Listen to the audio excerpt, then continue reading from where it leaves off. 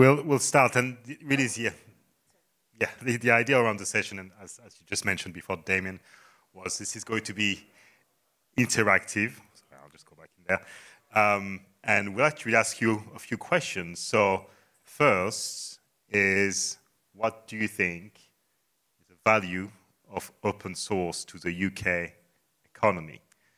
So, sorry, I'm standing in front of you.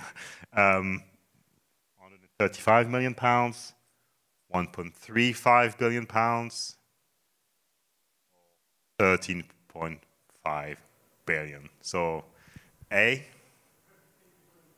no, B, okay, C. All right, so the C guessed right. And it's actually far more than, when I first read that number, it was far more than I anticipated. So Jen, you came up with that number, so how do you justify it? So this is part of our open source State of Open survey. Back in July, we put out the economic impact, and every year we've looked at how to value the open source economy in the UK. There has been a recent massive report with Harvard and Frank Nagel about the size of the open source economy globally. But we've been working for many years to try different ways to make that make sense to the UK economy. So in this one, we looked at the total UK IT software and computer services sector, which is about 50.71 billion. And we do that using DCMS data that allows us to understand and making some decisions about who falls or what falls into the tech sector. So IT, and what was the other one we used? Information and communication and professional, scientific, and technical activities go into that number.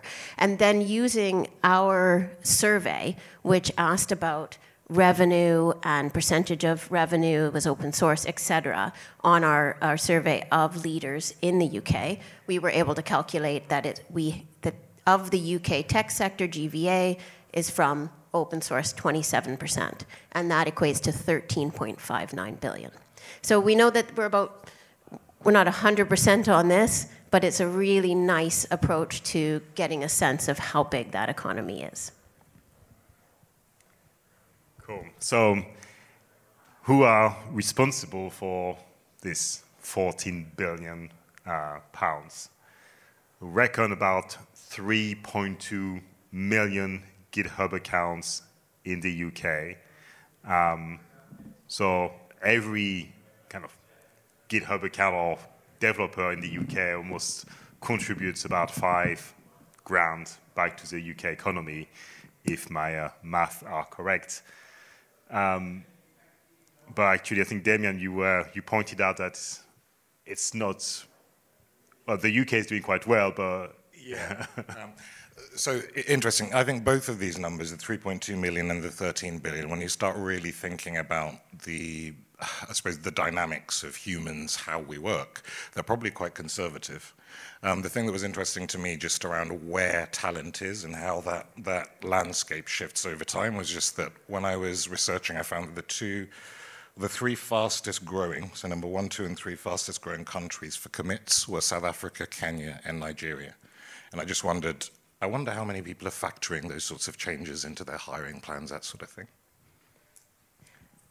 Yeah, and that's, that's, as you said, I think that's probably a low number. I think that doesn't count,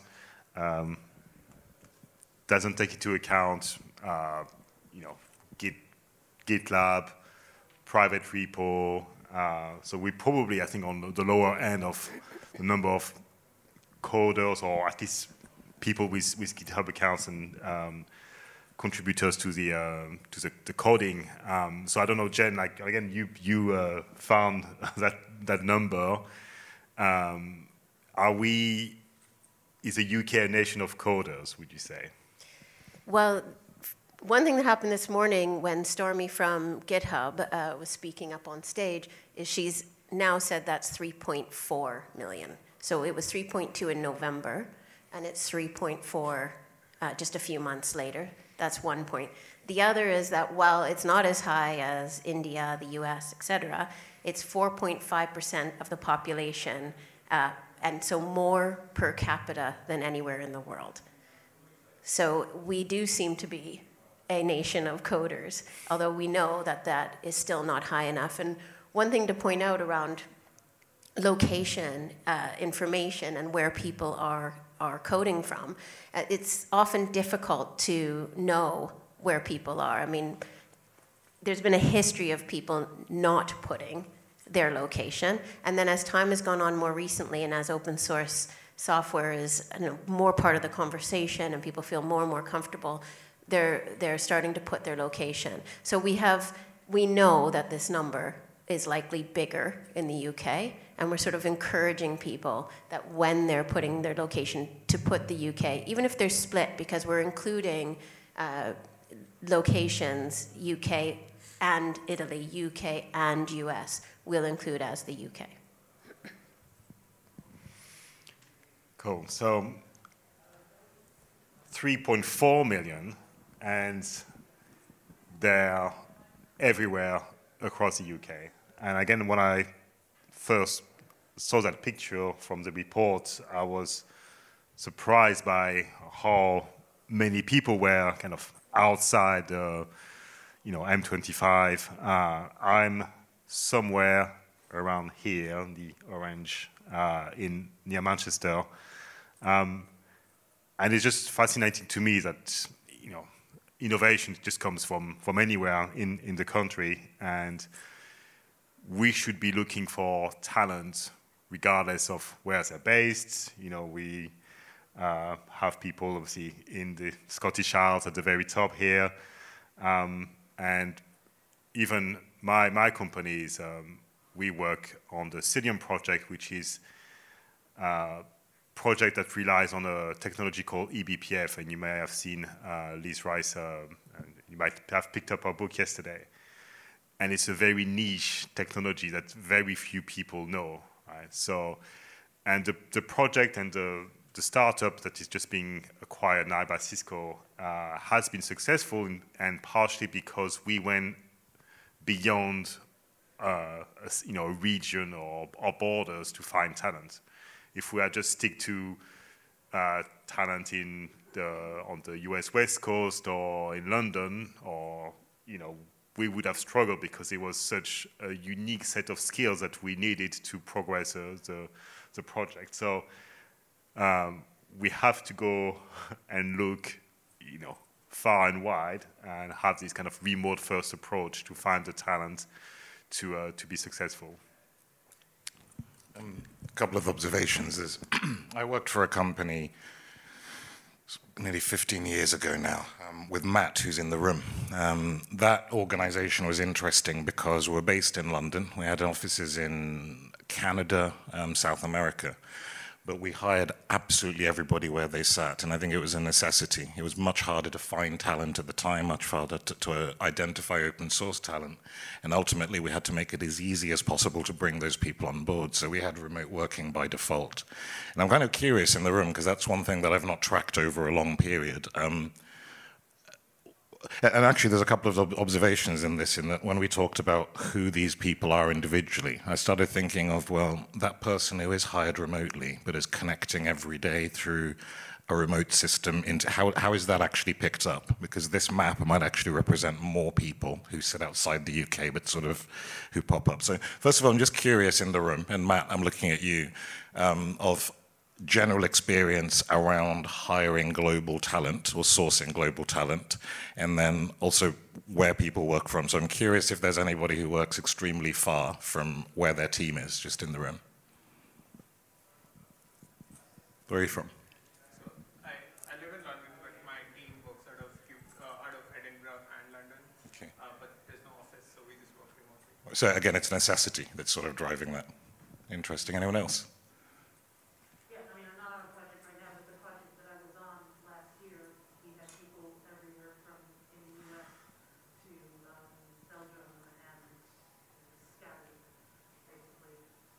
Right, so. So my company now starting to want to hire people hybrid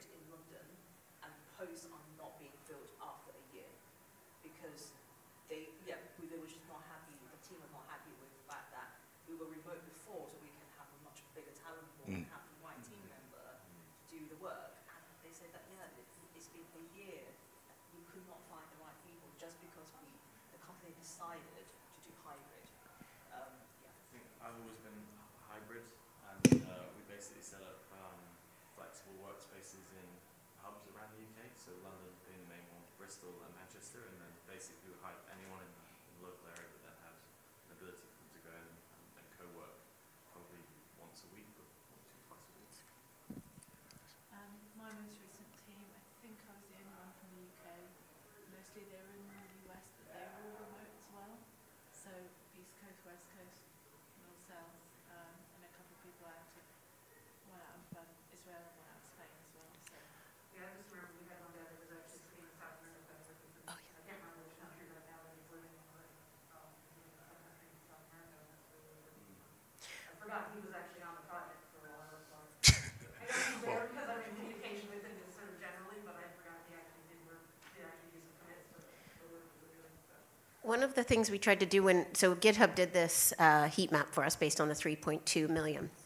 And one of the things we wanted to show was that while we all know there's this sort of London, heavy London and south, you can see up in Scotland. Yeah, exactly. And you can see it's dotted around. Now, we know that some of the, biggest, the most focused company, like Stability AI, is in Edinburgh, for example. And so we know that that's where some of that is coming from.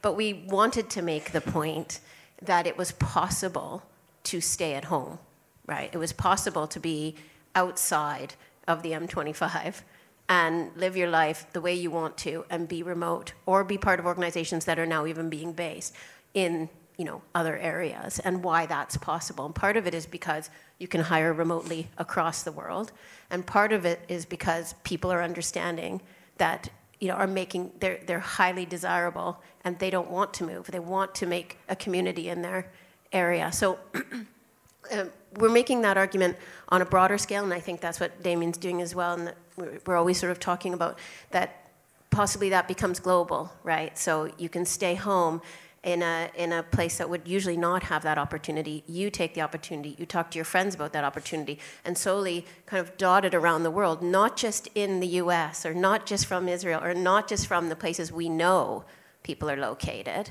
and there's heavy tech skills, but in areas where we don't know. So bringing in that kind of, I don't love this term, but digital exclusion issue, right? How do you bring that to bear? But we've tried here to make the point that even in the UK it's possible. And around this conversation was the issue of investment coming from the US and sucking talent out of the UK. But actually many of the people, and we spoke with some of them who are dotted onto this map, say, I work for a US-based company, but I stay here. And that brings at least something, holds something in this country, so we can continue to develop and see the entrepreneurial potential that the UK has. One thing in that I'll be really curious to understand better is how organizations are using intelligence ultimately to change where they're looking. Other challenges, do we have cultural preferences or biases? Are we as comfortable hiring a developer in Germany as Turkey, as Australia, as Nigeria? What are the things driving that? Are they just language, or perhaps it's familiarity of business culture, that sort of thing? And are there things that we need to do within ourselves, within our organizations, to recognize the opportunities where they are? I don't actually know, so we're at a very early stage of looking at that. And I'll be curious if anybody, has insights. No problem in hiring people abroad. In fact, I welcome as much of the diverse background possibly could get. The problem I've had is practically doing it in terms of the local laws. Yeah. And your ability to actually employ someone is not always that easy. Sure. So you can end up employing a local PEO firm, but then you end up paying an extra 30% on top. Sometimes you just have to set up a local entity or company, and then you can sometimes get away with just someone being a third-party independent contractor. But if that goes too long, a bit like IR35 in the UK, it ends up sort of getting to the point where you can't do it anymore. So as much as I'd like to, it's just the practicalities of doing it that I don't think other people. Yeah, my friend works for a company now who are trying to make that process a little bit easier. So they have their own team of developers and HR personnel from around the country or the world to make sure that set it up so that it makes it easier for companies to hire around the globe. So I think that's also, yeah, it's funny because we looked at it as challenges, but there are companies already looking at it as a business opportunity to try to, yeah, make sure that people have got that talent pool around the world and not having the paperwork as the blocker. So I think IR35 should come into it for somebody who's not in this country.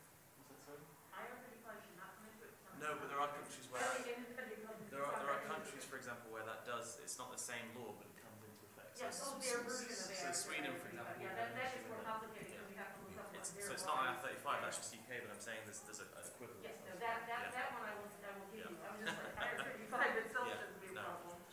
That's what we So do. I think there's two parts to this, right? One is whatever you spoke about, just like the legal aspect of it and taxes and all of that. Step one.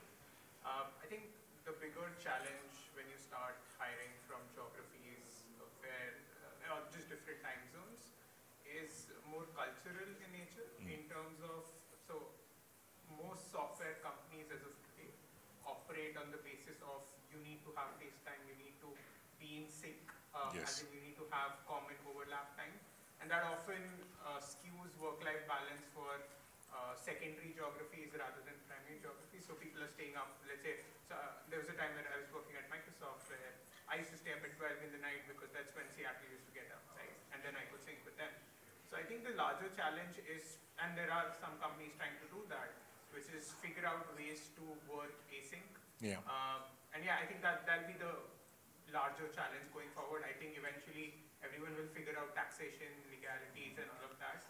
But how do you culturally do it, and how do you get things to work, is probably the biggest challenge. Sure. We could spend a lot of time on that one.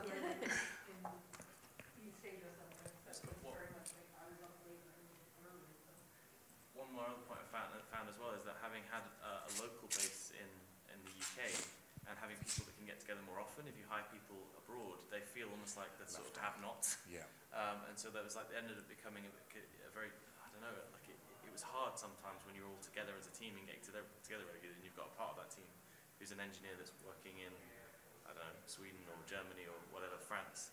And so I'm not sure if I went again, I maybe wouldn't just go fully remote from day one and not have a No.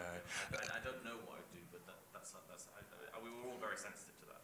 No, I remember the Chinese kernel developers at Ubuntu, where they'd come en masse for a sprint, and there'd be absolutely no way to interact, and they would be together, and then they'd leave and go, and it felt like almost like a two-tier organization sometimes. We'll move on, because obviously we've got lots to say on that. Yeah, so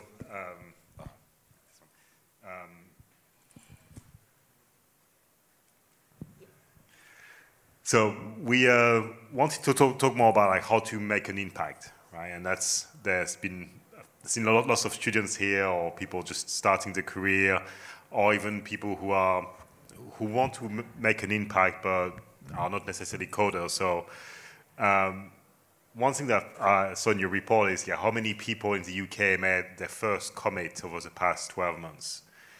Right. Can you throw some numbers at me? Let's say in the last quarter.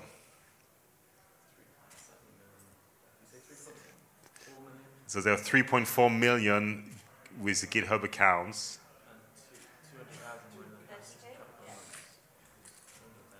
You said 200,000? 30K?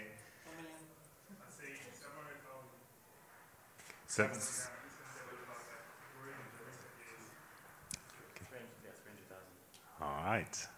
You've done very well. Did you actually read the report before coming in? Your guess is suspicious. I found this actually quite low when I first saw it. Still, I was even expecting to be more, and I think maybe that shows that. And this is commit, right? So that's a lot of people who maybe consume code, but not always pay back and contribute back. Also, maybe just because they don't know how to contribute back. And I think that there's always kind of a self-barrier of, feel like, oh, I can't contribute to a project because I don't know Go or the right, programming language, when actually there are many, many ways you can contribute to an open source project. So 31.8, still feel like it's not quite enough. Now we, for the report, there was an interview with Greg, who's one of the Linux kernel maintainer, and he said something pretty fascinating around if you get X amount of commits in the Linux kernel, you will get a job, or you'll be offered a job. And now again, I'm asking you, how many do you think, he said, how many commits do you think would be enough to get, might get an offer in the 3? So if I make three commits, you'll hire. Is it Linux? Well, I found it an interesting question because, well, how about if the job is nothing to do with the Linux kernel? Is this a rudimentary measure? The 3 is a magic number. I feel like it just rolls off the tongue. Yeah. It is interesting to me that we measure, and I know we need some kind of indicative rudimentary measure, but there's so many ways to help, if you think of the entire pipeline, marketing, developer relations, documentation. We measure in commits, but there are so many ways for people to contribute. Yeah. Outside of just the core software development pipeline. So yeah, the answer was 5. So that's not not far from the 3. I'll do that tonight. Yeah. Actually, I was going to show just the slides next to as a. Oops. It's there. Can you sort of make out the? I think that's a ghost on the screen. Wow. Yeah, this is sorry. This is my screen dark mode. This is a GitHub page that shows the contributions again to the project that ISOVEN, the company I work for, is the creator of the Selenium project, which is one of the most popular projects in the cloud-native ecosystem. It's quite hard to see, but I think that I'm number 69 in the number of contributions to the project, but I'm not a developer. I'm an engineer, but I work more around technical marketing. But my claim to fame is I actually have more commits than Liz Rice on the Selenium project, so I'm quite chuffed about this. And I think the number of 67 in the Selenium project is the actual CEO of ISOVEN. So again, even the CEO can contribute to the project. And my contributions actually thousands of lines of documentation, not code, but documentation. But the documentation is hosted and it's part of the project itself. And that's how I made my impact. But that's also how we hired a number of people, because they made a couple of really strong commits and contribution to codes, and it enabled us to spot them, among the crowd of developers as people of this individual contributed this feature to the open source project, and eventually they got an offer to join ISOVEN and to contribute to the project. So had just a couple of commits can have a major impact to your career. I also want to comment that, well, 2 things. This data that's coming up now is thanks to Konstantin, who's rolled into the room quietly, from Runa Capital, and his colleague Eugene, who we've put through the paces on getting this data exactly how we want it all the time. It's been fantastic. So that's where we're getting all of this data. And we're going to have that quarterly, but also as and when it turns out, right, Konstantin? As and when we want the data, we seem to be able to get it, so it's great. But the other thing was that why submarines? I failed to say why it looks like a big submarine, and that's because what we're trying to do is raise the submarine under the UK economy. and under the tech sector. So this idea of making visible, so to the point that Damien made about, okay, this is about commits, this is about developers, this is about engineers, it's also about everyone who needs a voice, who needs to be seen. And one of the outputs of the research was actually that some of the, and I say, it's hard for me to say this quite correctly, but the other roles that sit around the very technical roles, running the OSPO, the legal side, these, I want to say support, but they're as big as, you know, the developer role. To make things happen is also part of bringing this to light, right? It's also raising the visibility of everyone who has something to do with this, with open source. And with these communities and contributions, we don't do it alone. We don't, and more, we don't do it alone in our basements anymore. It takes a whole village, as they say. It takes many, many different kinds of roles. So while this is very focused on commits, and so is the data, we always put stories around that data of the people who are doing this work. And they range from academics to CEOs to developers to everybody we can get a voice from. And that's really important and why we wanted to do an interactive conversation today. Quick point on that, just that last piece. So doing things around code that are not code can help teach you about code. My involvement in open source initially was around packaging, which literally meant taking people's lines of code and packaging them into a binary. So you get to understand the workflow, you get to understand the relevance, what that bit of code is doing. Same with documentation. So they're not silos, they actually feed into each other, and it's why even for the people who are committing code, I actually think there's value in doing other things within open source.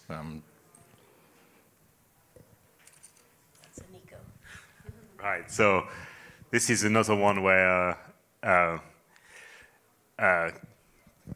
could you help us guess, figure out the top 10? Again, I was surprised by some of the results here. Right, so first, who can name 10 programming languages? Yeah.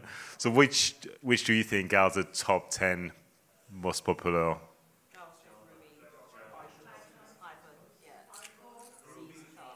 C#, Rust.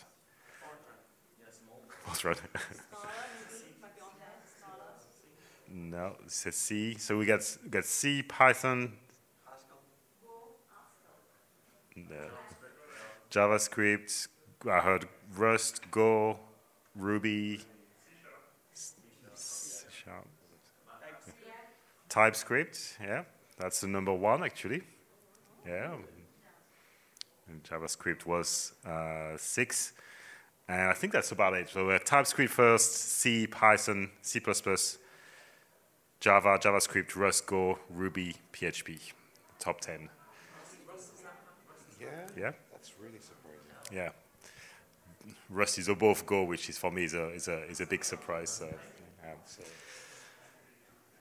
And I think what it shows as well, it's the skill set is across, you know, front end like JavaScript, TypeScript, and also back end, well, C, C++. It's not just Python for AI. It's a bit of everything, and it's reflected in this picture, which again is from the report where it shows the top 10 roles, the top roles, or recruited or where companies plan to recruit.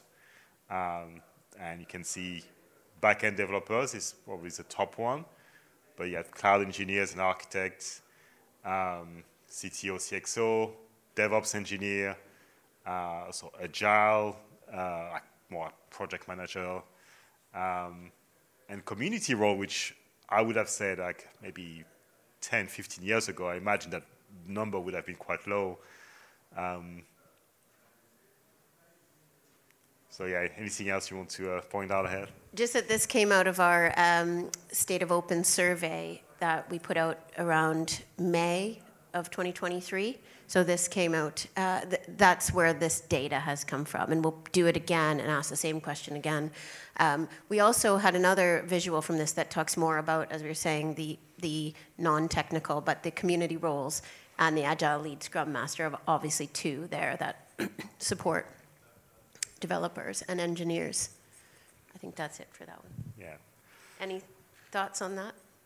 Might be interesting to see like the DevRel community on books because there's been some changes in the past year, so that might get lower than the community roles. Yeah. Yeah. Do we know why there's rising the hiring for CTO? Is it like because of more tech startups? Or do you know the reason? I don't actually know the reason for that. Does anybody have any thoughts on why? Why, sorry, that the CTO, there's such a rise in hiring CTOs?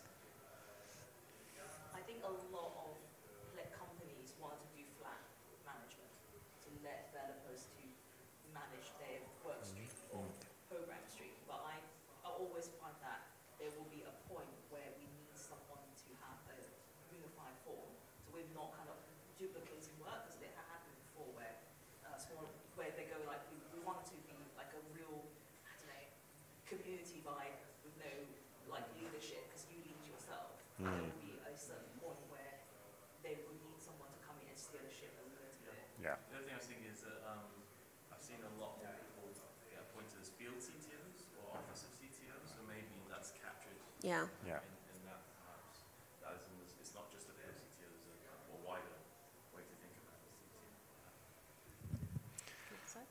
Cool. So we've talked about the diverse locations, the diverse skills. Now let's talk about the humans. Now this is more of a debate. I am an optimist, so I believe that open source will increase diversity in tech jobs. How do I think it gets people in, but it does not promise that they will stay. It will probably give them the first job as a junior something in the tech world, because they get interested, because you have loads of entry workshops to teach people the skill. But I find that once you go into the workforce, there is no guarantee that, and I don't think there's many in open source anyway, like the material to get people in is often really focused on the beginners, but there's nothing between from mid to say like upwards, Yeah. right? Because it takes more effort, because the effort is to help the pipeline at that stage, but there is no pipeline to help anyone after, say, being in the tech field for a year. Yeah. You need to level up. Are we just assuming that the workplace is going to do it, like the open source hasn't got? I just think that we're doing a lot already for free, right? Like as a community, we do a lot for free. We don't get sponsors from companies to do more of that, to mentor? diversify Yeah. that skill range. It's not about diversifying the pipeline at the beginning to get more people in, but what about keeping them in and have that talent back in? There were two really interesting talks yesterday that I went to. One was Rebecca Taylor, who's an academic at Southampton, and she sort of ended her talk, which her slides didn't work, but she ended this talk where she said, it's not just who is doing what, but how they're doing it. And I'm sure that resonates with many people who are even just balancing like work and life, or where they're located. And that, I think, really hits on the DEI side of things as well. How you do things also has to do with your socioeconomic place in the world, where you live, how you live, and many other accessibility things that go on for so many people. So I think that's one point. And the other was from the Turing Institute around the locus of power. So I actually would really like for our next skills to either write a piece or put this in, which was the question of who holds the power and who's making decisions. So diversity isn't just about putting new faces on same things. It's new ways of thinking. It's new ways of organizing ourselves, different ways of organizing ourselves based on who gets to make those decisions. So is that changing? Who makes decisions, right? And who holds that locus of power? Just 2 points I wanted to put out there. Yeah, I think open source in itself, potentially, it's got a low barrier to entry. Anyone can get involved if they want to, but can they get involved? And I think that is the challenge, is are you privileged to have the time, there's, the skills, even the confidence to go into a room of people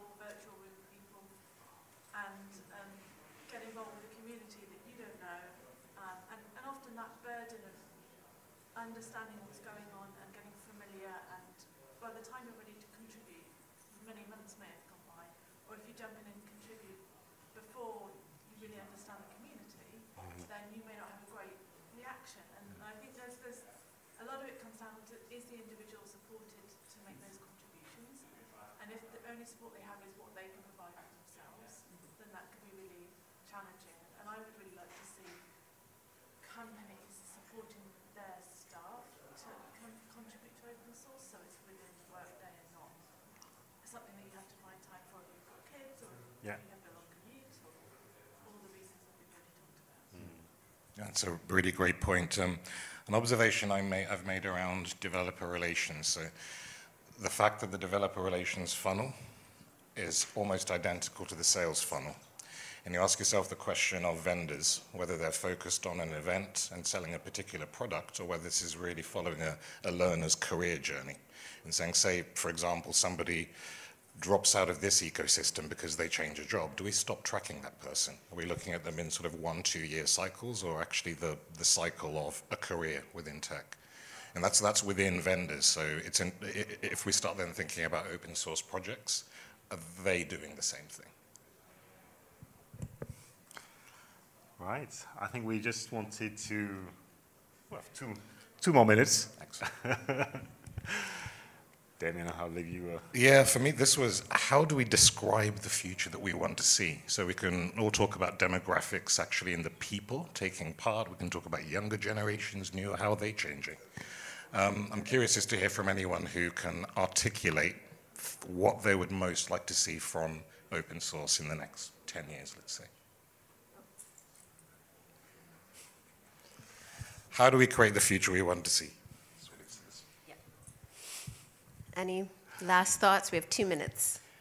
And I'll throw this out there. How can we use automation and machine learning within projects? Are we going to start seeing automated testing? Are we going to start seeing maybe fact-checking in flame wars? I don't know. Talks. Documentation. Yeah. Using AI Is that something that you want or that you see as... Oh, it's coming. Okay. By the way, is any of this happening already? Are we filling the human gap anywhere with automation? Next talk is actually specifically on that. Well, there you go. Perfect ending to our... Thanks, Matt. Also things like coding clubs and the work OpenUK is doing to bring coding to young people, changing the education system, thinking about that gap between academia or learning at the university and what you need to know when you're in industry, and how as people in industry we can understand how to help and train and pair up and collaborate so we learn from each other because it moves so fast and we need to be part of this. And to the point of how do you keep people involved, how do you keep them engaged? It's all about creating communities that can support each other to raise people up. One of the points that we heard from Stormy, one is obviously that her work at GitHub and Copilot is making it easier for people to learn how to code. So maybe there's an opportunity for people that otherwise might not have got into coding to actually use AI to be able to help them to engage. And obviously open source is the best place to do that. So I see an opportunity there. Well, thank you very much, everyone, for your interactive Thank you for dissipation.